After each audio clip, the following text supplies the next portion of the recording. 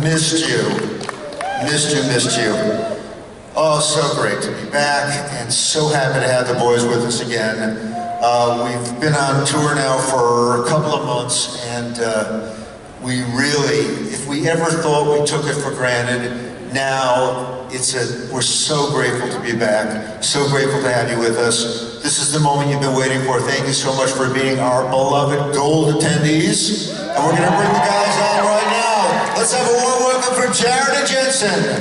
Jensen Ackles, Jared Padalecki.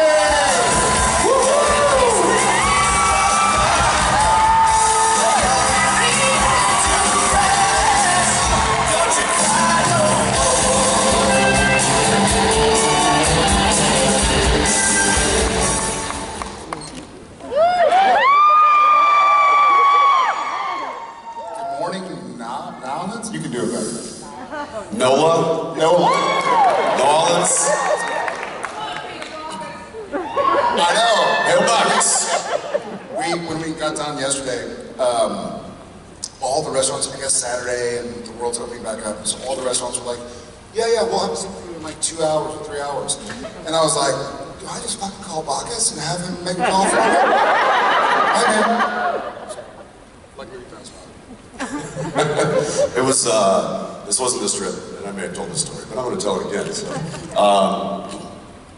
last time we were in New Orleans, and I took an Uber somewhere, and I had to sit in the front seat with a few people, and the guy driving was like, "Man, you look familiar."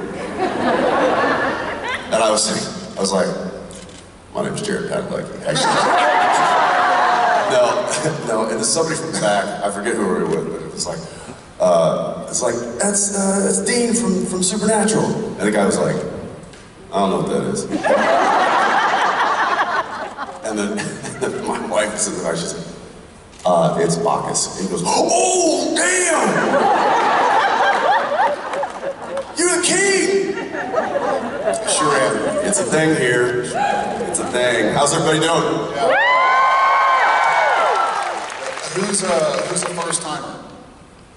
Holy shit. Who started watching this show during pandemic? Oh, no. What were you raising your hand for? Watched it when it first started airing. Oh, when it first started airing? Yeah. How many people started watching it, what, 16 years ago? Gosh. I know. Okay, thank you. Whatever. We can't. She said, I was only 5 years old when... So was I. I wasn't even conceived yet. Well, thank you all so much. We've missed you guys. And welcome all the newcomers. That's you guys couldn't think of anything else to do on a Sunday afternoon? Is that, come look at Slim Pickens? our old faces. You're good? Solid. Nice. Solid. Do what at the brewery? South by at the brewery. All right. Jeez. They rehearsed that. That was in stereo.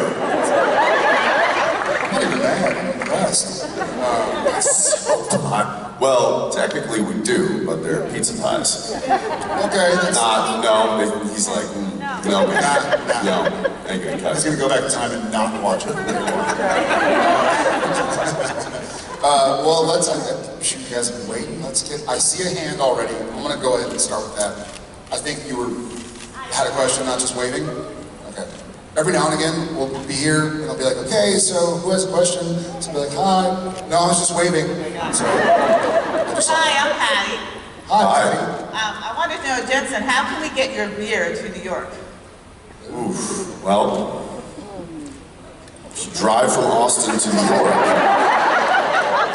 It's probably the best way.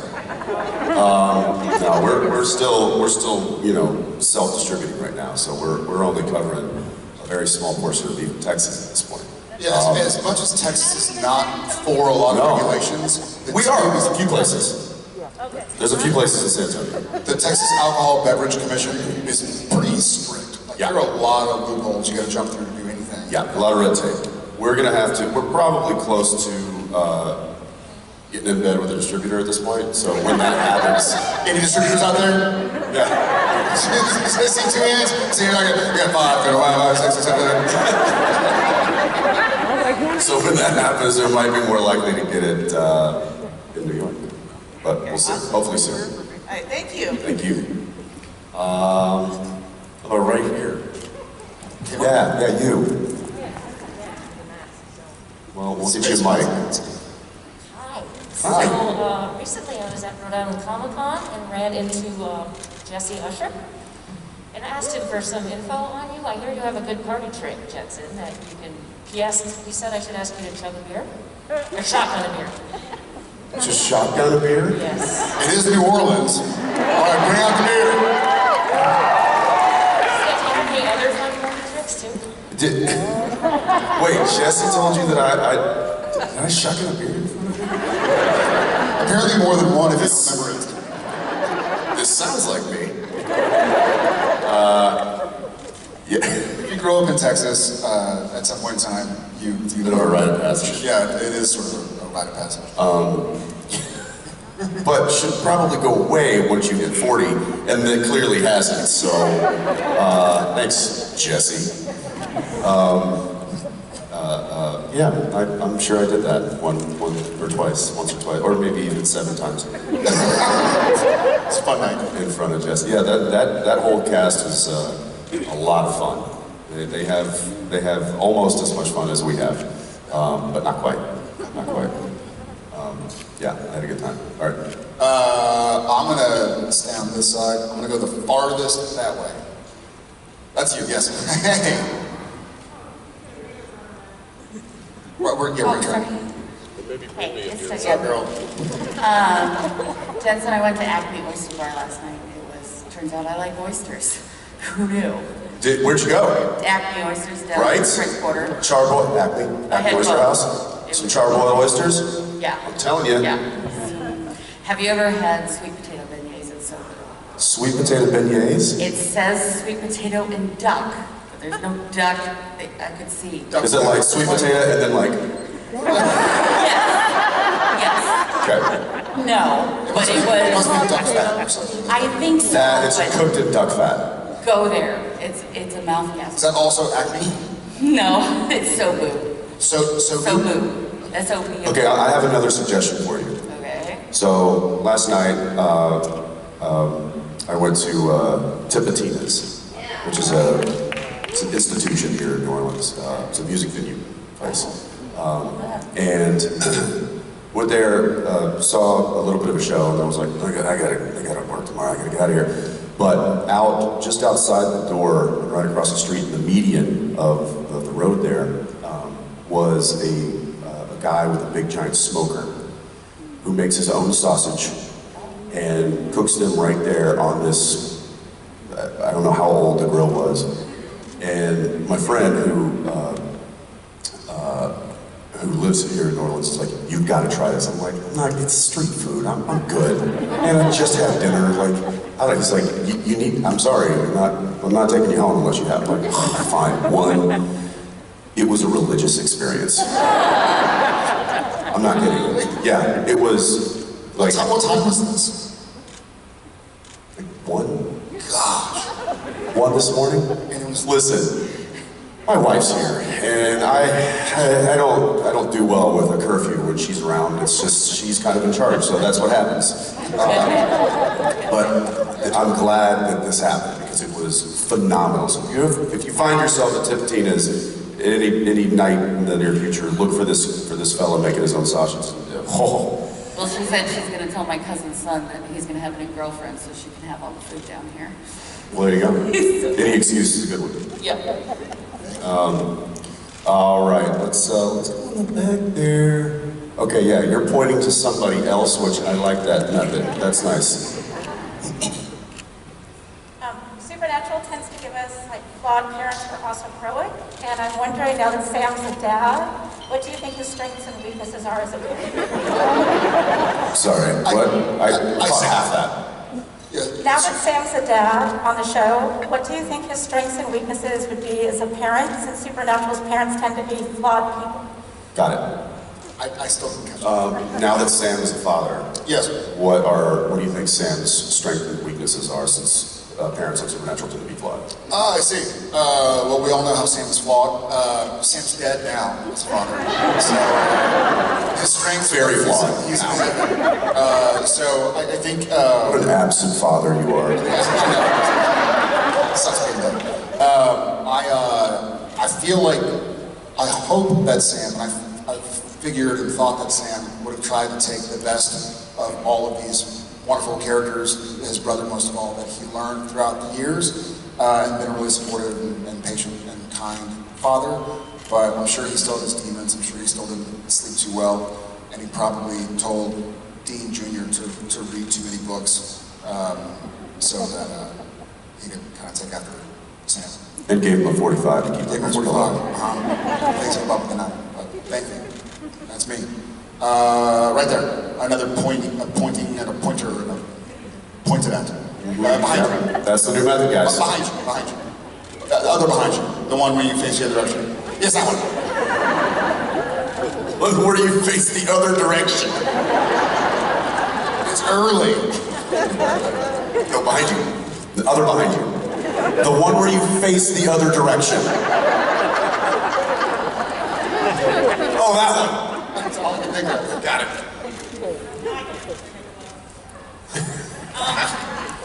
First I wanted to thank you both for the finale. I mean, it was absolutely beautiful. You both were amazing. Thank you. And there was lots of ugly crying. On camera as well. Yes. Lots of ugly crying. But what I wanted to ask is, whatever happened to the rich Chesters that went off down to Brazil?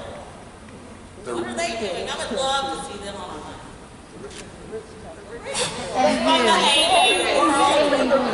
Oh, the rich character. Oh, yeah. The alter ego. Oh, right, the alter egos. They're probably, We called them Bizarro Sam and Dean. yeah. They're probably somewhere looking at themselves in the mirror. The Bizarro Chesters. The bizarre Chesters. Yeah, that's a good question. That was a fun episode. Yeah, it was fun for us too. Okay, good, because we tried to have... You leaned into that one pretty good. I had to. I knew it was coming, and I was like, I'm going to get all the silly nonsense out. You made it difficult for me to do those takes. Just look over it, like, whatever you do with your face, it's just like, At least what's he doing with his face? At least I didn't tip my chair over. This is true. Yeah. The bad thing is with that, tipping in the chair, it happened accidentally the first time, and then they were like, yeah, do that every time. And then it just doesn't work, like, naturally to, like, tip your chair over. Anyway, I don't know what they're probably at some internet cafe. Drinking an oat latte. Either that or the real Sam and Dean took care of them before they went to that bar. So, no. I don't want some dude that looks like me in a purple suit. That just pants came up to here. It's like, there's a lot of ankles showing. Is this cool? Is this alright? Is this alright? Yeah, alright. Thank you. I'm glad you enjoyed the finale. Yeah, they're shopping at outlet malls right now. That's what they're doing. Okay, all right. Okay, hey, all right. How about the guy who's angry with me? Yeah. Yeah, you. All right. No, the other guy that's saying, yeah, come on. It's everybody. All right, what are the best tacos? He's like, this whole row hates you, dude. You don't have pie at your brewery. Get it together. Best tacos in Texas and why? Oh God. Yeah. That's tough. Yeah. That's a difficult question. I mean, Just pick a city. well, Austin. Yeah, I'm going to say Austin. Yeah. I mean, and not just because we're biased, but that's why we moved there. You know what? Austin does have the best tacos in Texas. I'm going to go with this place that I would go to every day, basically, almost, that's hyperbole. There's a place on O'Connor Road in San Antonio, near where I grew up, Go O'Connor Road, yeah. Cliff, keep an eye on that one. There's a place called Tejas Cafe, and they would have these giant homemade flour tortillas, and I think when I was growing up it was like 85 cents, and it was a giant tortilla with bacon and egg or chorizo and egg or potato and egg. And we would go, my brother and I, we grew rapidly in our high school years. We were very hungry, and so we would go and get all this salsa, like 5 or 6 tacos that are giant, and then it'd be like, hey, let's go to Schlitterbahn. And then you get to Schlitterbahn and you're in a bathing suit and you're like, these tacos ain't sitting too well. I don't know if I trust the bathrooms. But Schlitterbahn is a water park. Yeah. For those of you, I don't Schlitterbahn, what is that? Long story short, the moral of my story is don't have 6 tacos and go to Schlitterbahn, but you can have 6 tacos and go for a nap. And go to work. So I'm gonna go with just as also, it's, as a matter of fact, when they made beers for us, season 1, they asked us to think of funny names or something that meant something to you.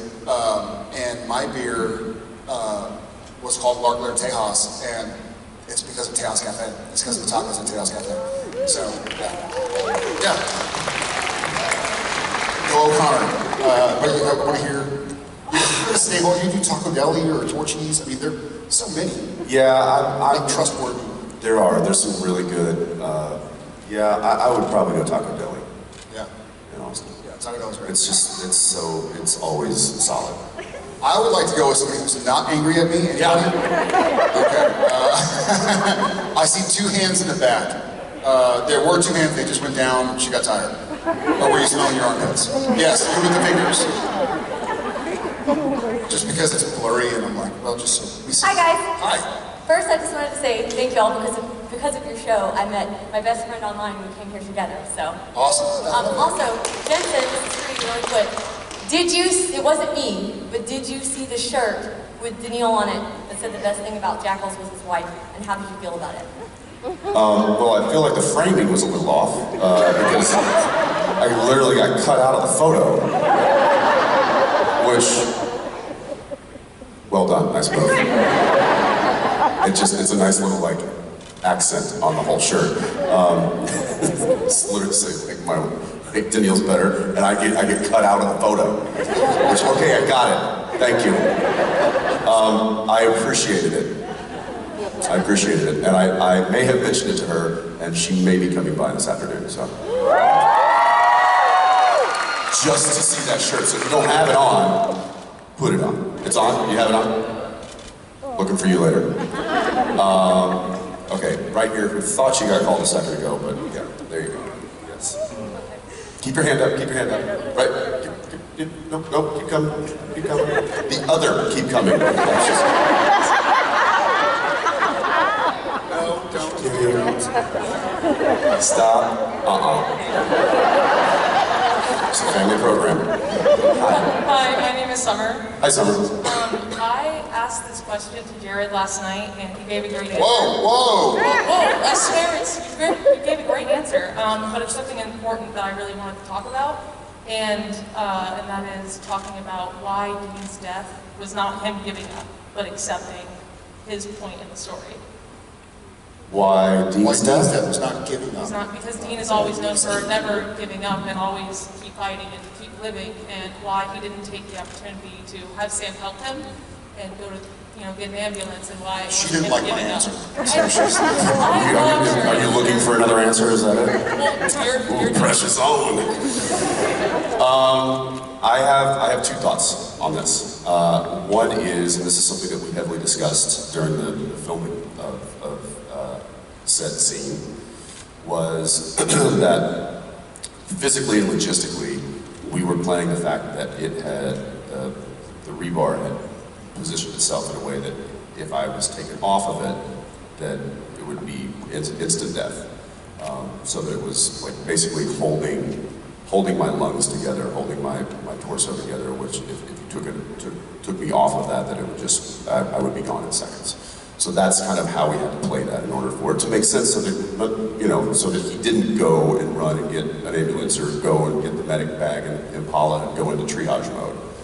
So that's how we kind of answered that question on the day and logistically, but more kind of in theory of why Dean didn't struggle so much. I mean, there was like, he was not happy that he was stuck on a post in the middle of a barn.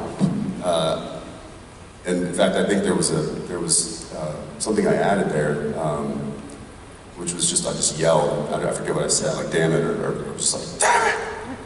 Like that was not scripted.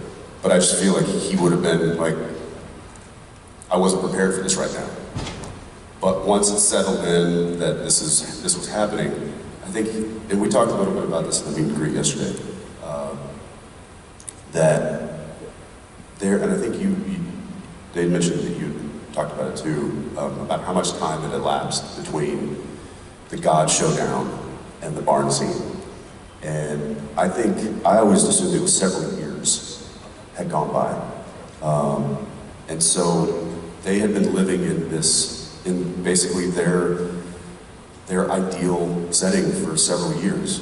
They beat the big bad, they saved the world, they saved themselves, they were doing what they love, they were in a routine that made sense. Everything was, they'd found their sweet spot. And I feel like that played into Dean's acceptance that he had made it. He was okay because he got to where he needed to go. And he was there and had been living there for a while. And that was what he needed in his life. And he kind of found it. And so I think it was easier for him to say the few things that he needed to say to his brother at the end. I guess I have a dark sensibility because I was like, it was quick. They drove home from God and got killed. You said it was like 5 years. 5 years. You said it was 5 years. 5 years. Between what and what? Between the God showdown and the barn scene. That we had been living in that routine for like 5 years of like going on hunts and... That's not enough years. All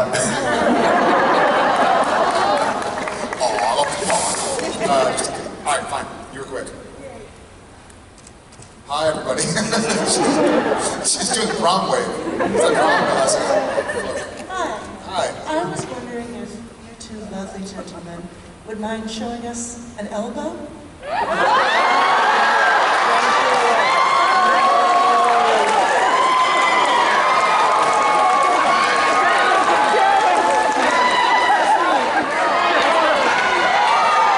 You want to see my weenus? We barely know each other. I don't mind. Thank you for your question. This is not strong enough. I'm sure that means something in like the TikTok world that I don't know. No, it was Ask DJ. It was DJ. Okay. Oh, DJ's involved? Yeah, definitely not showing him. Thank you for the question. I'm going to find out what that means. Yeah, I'm going to find out from DJ after I punch him. Okay. All right. There's like 7 hands pointing at one person over there. Okay, there you go. That's it. It's like an octopus. Hey, good morning. Good morning. First, I just want to thank my team over here for 5,000 hands pointing at me. But I have a really serious question. I just want to know what kind of coffee y'all are drinking. And it's to take care of the dog. It's that's a good question. I think it's just a non-fat latte. Black coffee. Wait, you don't know what you're drinking? Vanilla non-fat latte. I've been getting the same thing for 13 years, and so whenever I ordered it back in my Chicago Con 2010. Yeah, but it's good. It's got some little bit of sugar. Thank you. I've been seeing you right there with the phone. Yeah. This is a Jameson latte? No, Gail, I was going to go with, but you can ask also afterwards. Yeah, sorry. Hi, I'm Bill from New Orleans. You're also Gail? Bill. Bill from New Orleans. Sorry, that was funny. That's Gail right there. I was like, that's...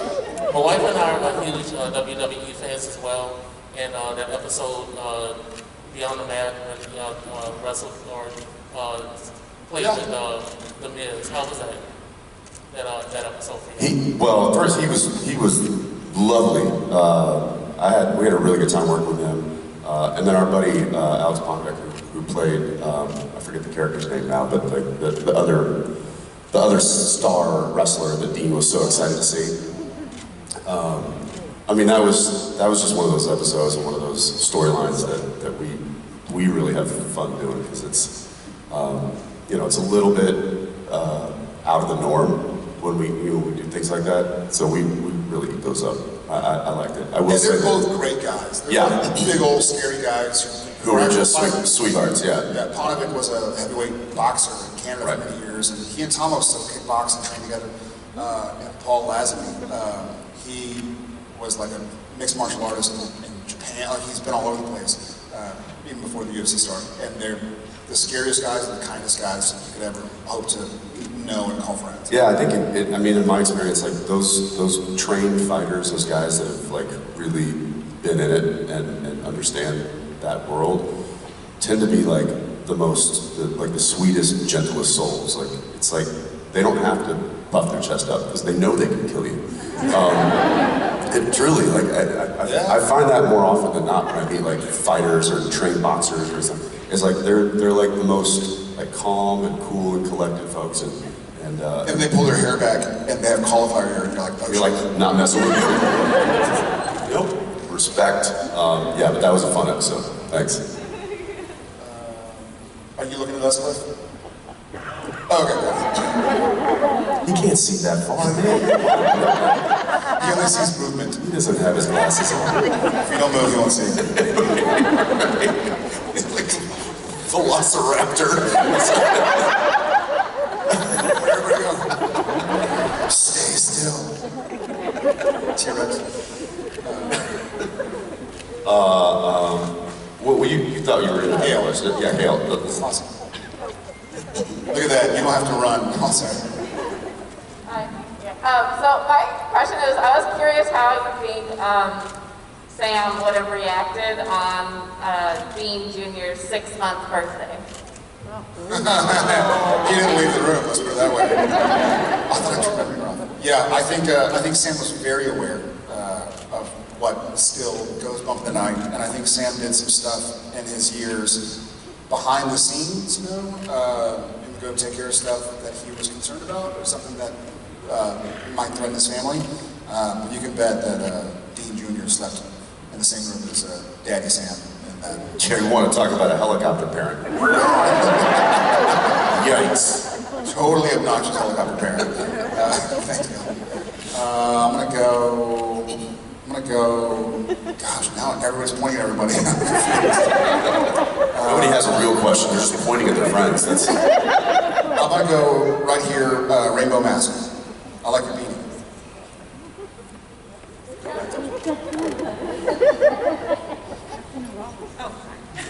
Look at this open chair next to you. Hi.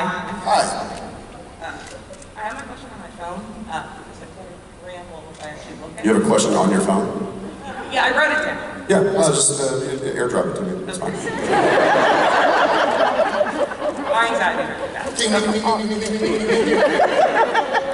So I'm just going to read it. So it's first.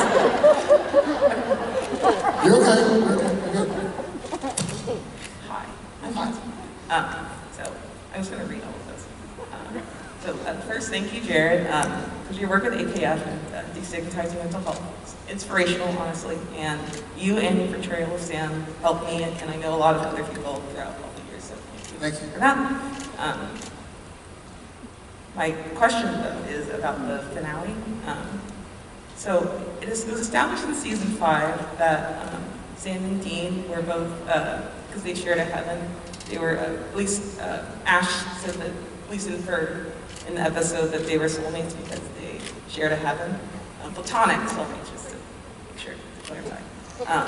And I was just wondering, as you, Jared and Jensen, and Sam and Dean, is that something that you kept in mind throughout the rest of the show?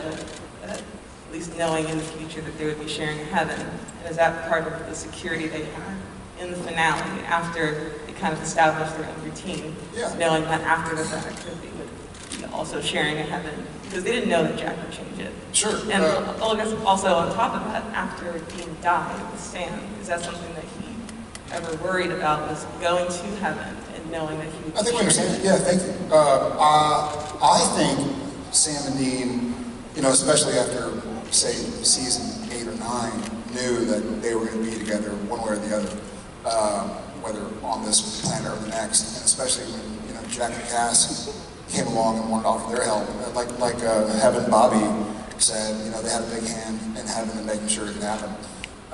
So I do think that, I don't think Sam was worried that he would never see his brother again. I think he knew it was going to happen one way or the other. Yeah, I think there was, you probably find that in that scene on the bridge. At the very end, there, you know, Dean wasn't like, "Oh my gosh! What? What are you doing here? This is so weird!" Like an episode of the Californians, "What are you doing here? What did you take my I will say that I like broke out crying when he sent Sam.